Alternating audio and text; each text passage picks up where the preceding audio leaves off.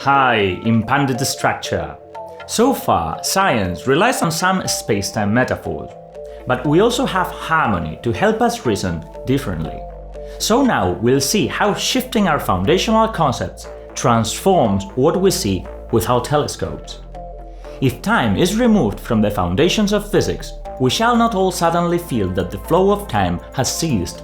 On the contrary, new timeless principles will explain why we do feel that time flows. According to Impansion, physics is an extension of the space-time metaphors, so we cannot remove time from its foundations. However, we can use alternative concepts to explain our temporal experience. For example, the Big Bang universe is expanding, while complexity is impanded. The participle means that all the time shrinks into a timeless instant. The problem is that we usually confound shrunk time with frozen time. I'll explain the difference with an example. Imagine two galaxies at the extremes of their respective visible universes. Then, according to relativity theories, each galaxy sees the other's time infinitely dilated. But what's for time to be dilated? Big Bangers imagine the universe as a four-dimensional frame populated with clocks. It's a convenient metaphor for their calculations. Unfortunately, it's easy to take the analogy too literally. So then, Big Bangers believe that an infinitely dilated time is like a frozen clock whose hands show a precise point in a time arrow. The problem is, why one point and not any other? According to the Big Bang metaphor, a frozen clock should have chimed out all the previous hours since the beginning of time. But how do you set up a clock before time exists? In other words, how can finite events come out from infinity? But wait, why should they come out and not in? Indeed, the Impansion metaphor suggests that the initial fluctuation contains all of our universe's time. So then, the distant future should not happen after the remote past, but inside it, along with every intermediate epoch.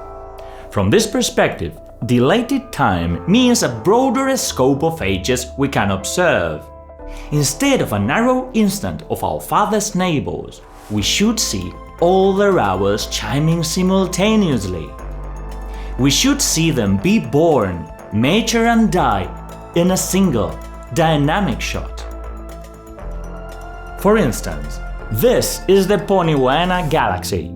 For Big Bangers, it's one of the most distant and early objects in our universe.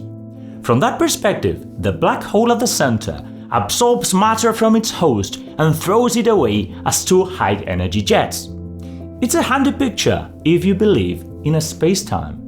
But Impansion allows us to think differently. Suppose we are contemplating the broadest sandwich of complexities we can see simultaneously. For example, imagine a burst of radiation coming from nowhere and constituting particles, stars, planets, organisms, and ecosystems, structures whose complexity increases inward.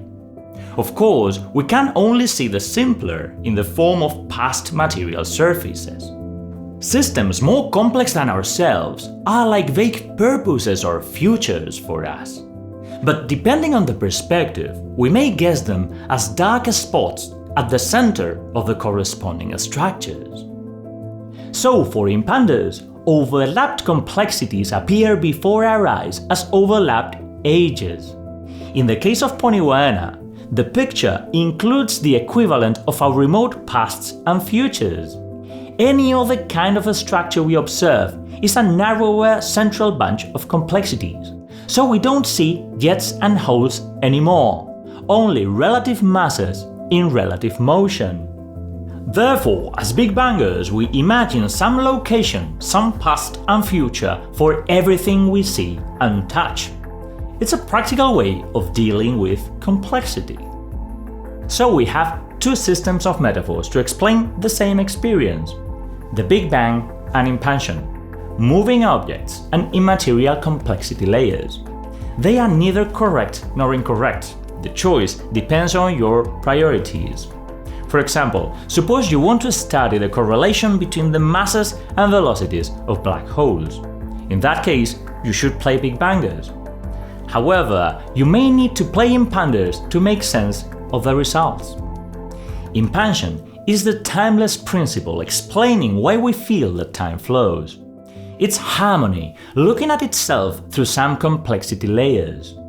We are an experience corresponding to those layers, so we interpret the central bunch as a flowing now and imagine a time arrow. But complexity is not an arrow, so neither is time. In the following chapter, I'll show you that the past and future are deceitful concepts.